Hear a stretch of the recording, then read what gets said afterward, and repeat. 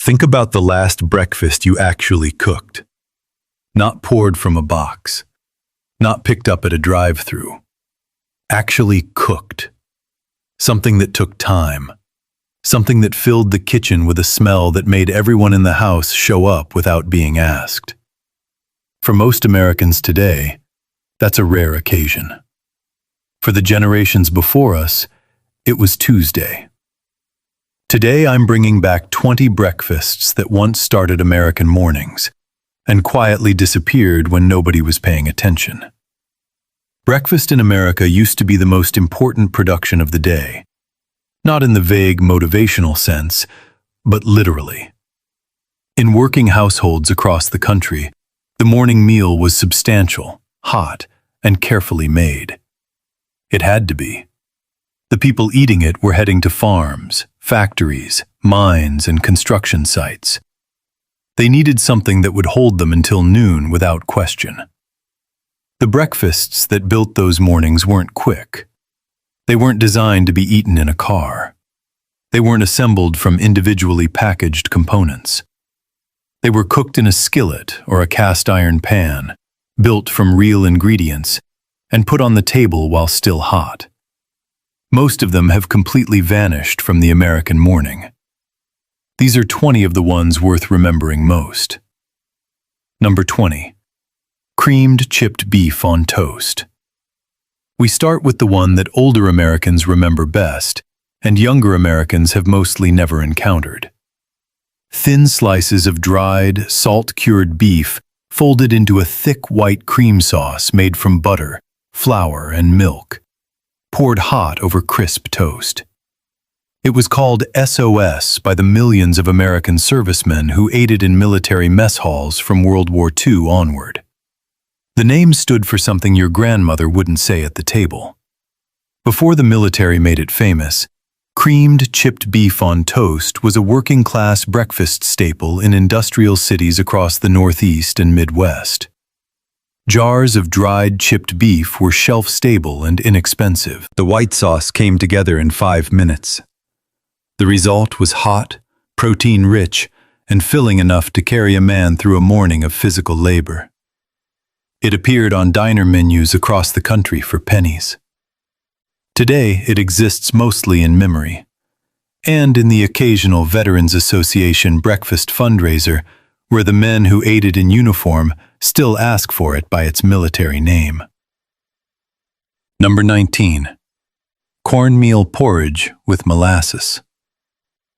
Before oatmeal became America's default hot cereal, cornmeal porridge was the morning staple of millions of families across the South, Appalachia, and the rural Midwest. Stone-ground cornmeal stirred slowly into boiling salted water until thick and smooth, then served hot with a generous pour of blackstrap molasses, dark, slightly bitter, intensely mineral, that pooled in the center and swirled through the porridge as you stirred it in. The molasses was not just sweetening. It was nutrition. Blackstrap molasses is one of the richest sources of iron, calcium, and magnesium in the traditional American diet. Families who ate cornmeal porridge with molasses every morning were getting a more nutritionally complete breakfast than most modern cereals deliver. The combination was cheap, the preparation was simple, and the flavor was deep and satisfying in a way that instant oatmeal packets have never managed to replicate. Number 18. Buckwheat pancakes. Not regular pancakes made with buckwheat flour. True buckwheat pancakes, made from a starter kept alive from the previous morning like a sourdough culture, fed overnight and cooked in the morning into dark, slightly tangy, deeply flavored cakes with a spongy interior and crispy edges. Buckwheat pancakes were a northern and Appalachian breakfast tradition that stretched from colonial times through the early 20th century, documented in cookbooks from the 1800s and in Depression-era oral histories as a beloved morning staple. Buckwheat flour has a distinctive, nutty, slightly earthy flavor that separates it completely from wheat-based pancakes. The overnight fermentation of a proper buckwheat batter develops complexity that no quick mix version can produce. Eaten with maple syrup or sorghum molasses, they were substantial enough to qualify as the kind of breakfast that prepared you for a full morning outdoors in cold weather. The tradition of keeping a buckwheat starter, replenishing it each evening for the next morning's pancakes, died as packaged pancake mixes took over American kitchens in the 1950s. Number 17. Scrapple. If you grew up in Pennsylvania, Maryland, or the Delaware Valley, you know Scrapple. If you didn't, you've probably never encountered it. Scrapple is a mid-Atlantic regional specialty with roots in the German-American communities of Pennsylvania Dutch country. Pork scraps and organ meat simmered until the meat falls from the bone, the cooking liquid thickened with cornmeal and buckwheat flour until it forms a dense loaf, which is then cooled, sliced, and fried in a cast-iron pan until the outside is deeply browned and crisp, and the interior is soft and savory. The flavor is pork and cornmeal, and something deeper, the kind of flavor that comes from using the whole animal rather than just the prime cuts. Scrapple was breakfast food for German-American farm families who wasted nothing from a slaughtered pig. Everything that couldn't be used another way went into the scrapple pot. The result was something that, fried correctly and eaten with a little maple syrup, is one of the great regional breakfast foods in American culinary history. Outside of its native region, it is almost completely unknown. Number 16. Fried mush. Leftover cornmeal mush, the porridge that hadn't been eaten at breakfast, was poured into a loaf pan and allowed to cool and set overnight. By morning, it had firmed into something sliceable. Those slices went into a hot skillet with bacon grease and fried until both sides were golden and crisp, soft and creamy inside, crunchy outside. Served with maple syrup or a pour of sorghum. Fried mush was the working solution to zero food waste and zero budget. One batch of cheap cornmeal produced 2 different breakfast experiences on 2 consecutive mornings. The transformation from soft porridge to crispy fried cake, achieved through nothing more than time and heat, made the second version feel like an entirely different meal. Farm families across the Midwest and South made fried mush through the Depression and beyond. It required no recipe, no skill, and almost no money. That made it dependable in a way that more elaborate breakfasts couldn't be. Number 15. Salt mackerel and potatoes. This one is genuinely unfamiliar to most Americans today, which tells you something about how much the country's breakfast culture has changed. Salt mackerel, soaked overnight in cold water to draw out excess salt, then fried or poached and served alongside boiled or fried potatoes, was the standard New England working-class breakfast for much of the 19th and early 20th centuries. It was protein-rich, calorie-dense, and made from 2 of the cheapest available ingredients. Salt-cured fish was the preserved protein of coastal and maritime communities across the American Northeast. Before refrigeration, salt mackerel kept indefinitely and could be purchased in barrels at any general store. The soaking overnight was essential. It reduced the salt level to something edible while beginning to rehydrate the fish. Fried in a pan with a little butter and served beside potatoes, it was a breakfast that smelled strongly and tasted distinctively of the sea. As refrigeration made fresh fish accessible year-round, the salt fish tradition died. With it went a breakfast culture that had sustained New England for 2 centuries. If this kind of American breakfast history is landing for you, hit subscribe. New video every single day on Vintage Table USA. Let's keep going. Number 14. Johnny cakes with syrup. Johnny cakes, sometimes spelled Johnny cakes, sometimes called hoe cakes or corn cakes depending on the region, were the American breakfast before pancakes were standardized. Made from white cornmeal, hot water, salt, and a little fat, cooked on a hot griddle until the edges crisped and the center was cooked through. They were thinner and crispier than wheat flour pancakes and carried the natural sweetness and slightly coarse texture of good stone-ground corn. Rhode Island has the most persistent Johnny cake tradition. The state has been arguing about the correct recipe, white versus yellow cornmeal, thin versus thick, for over 2 centuries. But Johnny cakes appeared on breakfast tables across the South and Midwest as well, under various names, as the corn-based equivalent of wheat pancakes in regions where corn was more available and more affordable than wheat. Eaten with maple syrup or honey, they were one of the genuinely distinctive breakfast foods in American regional cooking, and one of the first casualties of the rise of packaged pancake mixes. Number 13. Codfish cakes.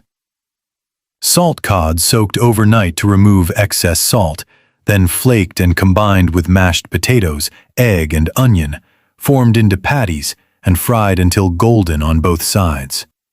Codfish cakes were the Saturday morning breakfast tradition in New England households for over a century. So consistent and so widespread that they appear in nearly every New England community cookbook from the late 19th century through the mid-20th. The combination of salt cod's assertive, briny, deeply savory flavor with the neutral starch of mashed potato produced something that was more interesting than either ingredient alone. The frying added texture and a slight crispiness that made them substantial enough for a morning before a day of physical work. Codfish cakes were working-class food that became tradition, eaten on Saturday morning across generations of New England families, before becoming gradually rarer as fresh fish became more available and salt cod fell out of fashion. Number 12. Oatmeal with bacon drippings. Plain oatmeal. Not steel-cut, not slow-cooked, just regular rolled oats, boiled in water until soft, with a small spoonful of bacon drippings stirred in and a sprinkle of salt. No sugar, no honey, no fruit. The savory version of oatmeal that fed working Americans for decades before the breakfast food industry convinced everyone that oatmeal needed to be sweet. Savory oatmeal has deep roots in Scottish and Irish cooking, both of which contributed heavily to American food culture through the massive waves of Scots-Irish immigration in the 18th and 19th centuries. In those traditions, oatmeal was always salt food, eaten with butter or fat, never sweet. The American version that emerged from those traditions kept the salt and the fat, but substituted the ever-present bacon drippings for the butter. It was filling, fast, and cost almost nothing. The sweet oatmeal we know today is largely a product of mid-20th century food marketing. The version that came before it was simpler and, to anyone who's tried it, surprisingly good. 8 more breakfasts to go. And number 3 on this list is one that food historians have identified as possibly the most nutritionally complete breakfast ever developed in American home cooking. Stay with me. Number 11. Griddle cakes with sorghum. Not maple syrup, sorghum. The thick, dark, slightly smoky sweetener made from the juice of sorghum cane, a crop grown extensively across the American South and Midwest, was the sweetener of the working-class breakfast table in those regions for over a century. Maple syrup was a New England product, expensive and unavailable in much of the country. Sorghum was local, cheap, and produced in enough quantity to be a pantry staple in millions of Southern and Midwestern households. Griddle cakes, thinner than modern pancakes, cooked on a well-seasoned cast-iron griddle, slightly crispy at the edges, with a pour of dark sorghum syrup, created a breakfast that was at once deeply sweet and slightly bitter, in the way that molasses or dark caramel is bitter. The combination was more complex than the same pancakes with maple syrup would be.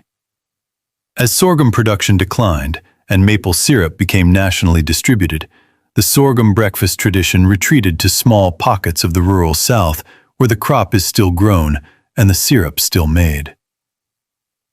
Number 10. Creamed eggs on toast.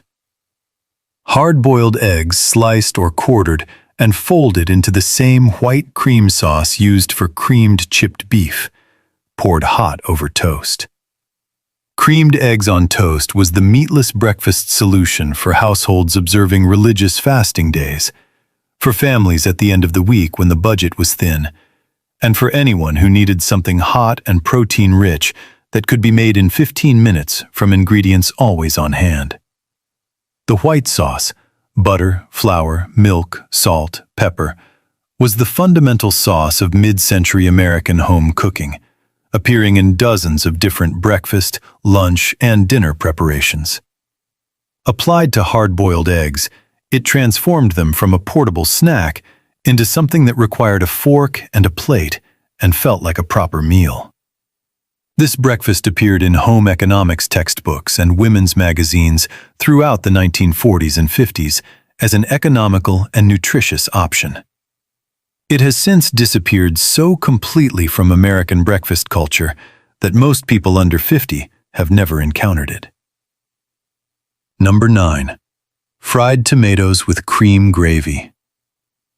Green or ripe tomatoes, sliced thick, dredged in seasoned cornmeal or flour, and fried in bacon grease until the coating was golden and the tomato was soft and beginning to collapse. Served with a cream gravy made from the same pan. The drippings deglazed with a little milk and thickened with flour into a pourable sauce that went over everything on the plate. Fried tomatoes with cream gravy was a Southern and Appalachian breakfast tradition that reflected the practical wisdom of eating what was growing and using every bit of what was in the pan. In late summer, when tomatoes were overwhelming garden after garden, they went into the breakfast skillet. The cornmeal coating added crunch. The cream gravy added richness. Together they turned a simple vegetable into a complete breakfast that required only a side of biscuits to be entirely satisfying. The tradition died as fresh tomatoes became a year-round grocery item and lost their seasonal urgency. Number 8. Corned beef hash from scratch. Not the kind from a can. The kind made from the leftover corned beef from Sunday or Monday's dinner, diced by hand with yesterday's boiled potatoes, cooked slowly in a cast-iron skillet with onion and enough fat to get a proper crust on the bottom. Real corned beef hash, made from real leftover meat, is as different from the canned version as a home-cooked pot roast is from canned beef stew. The process required patience. The hash went into the pan and stayed there, pressed flat, without stirring, for 15 minutes or more, long enough for the bottom to form a dark, almost burnt crust that was the entire point. When flipped or served crust side up, that layer of caramelized potato and beef was the best part of the dish. A fried egg on top, broken so the yolk ran into the hash, completed it. This was the breakfast that turned Sunday's dinner into Monday's morning. Zero waste, maximum flavor, and a meal that rewarded the patience to leave it alone in the pan. Number 7. Pork and beans on toast. Before baked beans became a side dish at barbecues, they were a breakfast food, specifically a British and New England breakfast tradition that transferred to the American table and persisted through the first half of the 20th century. Canned pork and beans heated in a saucepan, poured over buttered toast. Hot, sweet, slightly savory, protein-rich, and ready in 5 minutes. Heinz had been selling canned baked beans in the United States since the 1890s and actively marketed them as a breakfast food through the 1940s. The working-class households that ate pork and beans on toast for breakfast weren't eating it because it was fashionable. They were eating it because it was fast, inexpensive, filling, and genuinely satisfying in the morning. The tradition died as American breakfast culture differentiated from British influence, and sweet, tomato-based beans became associated with cookouts rather than mornings. Number 6. Milk toast. A piece of toast placed in a bowl, warm milk poured over it, a small amount of butter, a pinch of salt. The bread softened into the milk and became something between a porridge and a soup, warm, starchy, slightly salty, with the richness of the butter smoothing everything together. Milk toast was the breakfast for the sick, the elderly, the very young, and the very poor. It required no teeth to eat, no skill to make, and almost no money to produce. It appeared in American medical cookbooks of the 19th century as a food for invalids. It appeared in Depression-era oral histories as breakfast when there was nothing else.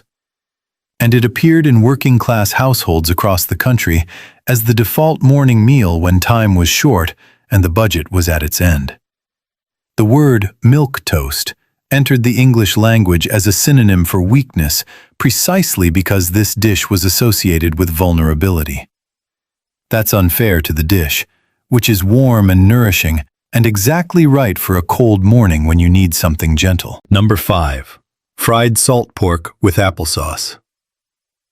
Salt pork, heavily cured fatback with some lean meat attached, sliced thin and fried until crispy in a dry pan, the fat rendering out and the surface turning crackling and dark. Served with cold applesauce on the side, the sweetness and acid of the apple cutting through the salt and fat of the pork, in the same way that applesauce cuts through a pork chop at dinner. This was breakfast on farms across New England, the Midwest, and the South from the colonial period through the early 20th century. Salt pork was the most shelf-stable protein available to rural households. It kept without refrigeration in a cool cellar indefinitely. Fried for breakfast, it produced enough rendered fat to cook everything else in the morning, and provided protein dense enough to sustain a morning of farm work. The applesauce, made from fall apples and preserved through the winter, provided the one bright note in an otherwise austere morning plate. Together, they were more than enough. Number 4. Oatmeal with fried onions. Savory oatmeal taken one step further. Oats cooked in water or a light broth until soft, topped with onions fried low and slow in butter or bacon fat until deeply caramelized. Sweet, slightly charred, collapsing into silky strands that pooled across the surface of the oatmeal. A pinch of salt, sometimes a fried egg alongside. This breakfast appears in American farm cooking records and community cookbooks from the late 19th and early 20th centuries, particularly in communities with Scots-Irish heritage, where savory oatmeal was the inherited default. The caramelized onions elevated a cheap, fast breakfast into something with genuine flavor complexity. The sweetness of the onion against the neutral starch of the oat, the slight bitterness of the browning working through both. It was the kind of breakfast that demonstrated what patience and heat could do to the simplest ingredients, almost completely forgotten outside of historical cookbooks. Number 3. Whole grain porridge with lard and salt. Cracked wheat, rye berries, barley, millet, or any combination of whole grains simmered in water until softened, sometimes for an hour, sometimes for 2. Served with a small spoonful of lard and a generous pinch of salt. No sweetener, no milk, just grain, fat, and salt. Food historians have identified this as one of the most nutritionally complete breakfasts in American culinary history. Whole grains cooked intact, not milled into flour, not rolled, not processed in any way, retain their full complement of fiber, B vitamins, minerals, and protein. The lard provided fat-soluble vitamins and sustained energy. The salt replaced electrolytes. The combination, eaten regularly, produced the kind of sustained morning energy that refined carbohydrate breakfasts don't deliver. It was the breakfast of immigrant communities, Eastern European, Scandinavian, Russian. who brought their grain cooking traditions to America and maintained them as long as the old ways held. It disappeared as convenience foods made the long simmering time feel unnecessary. Number 2. Chicken liver hash. Chicken livers, chopped and cooked quickly in bacon fat with onions and potatoes until the livers were just done, still slightly pink inside, crispy at the edges, and the potatoes had absorbed the deep mineral richness of the liver into their crust. Served with eggs or toast, or eaten alone straight from the skillet. Organ meats were a regular part of the American breakfast table throughout the first half of the 20th century, prized for their nutritional density and their low cost. Chicken livers were the most accessible, available at any butcher for pennies, quick cooking, and intensely flavored in a way that made them worth eating even in households that had access to more expensive cuts. The hash format tamed the intensity slightly by combining the livers with neutral potato and sweet onion. The result was a breakfast with more depth of flavor than almost anything else on this list, and almost no presence at all on the modern American morning table. Number 1. Cracker and milk porridge. We end with the simplest breakfast on this list, and the one that tells the most honest story about what American mornings actually looked like for most of the country's history.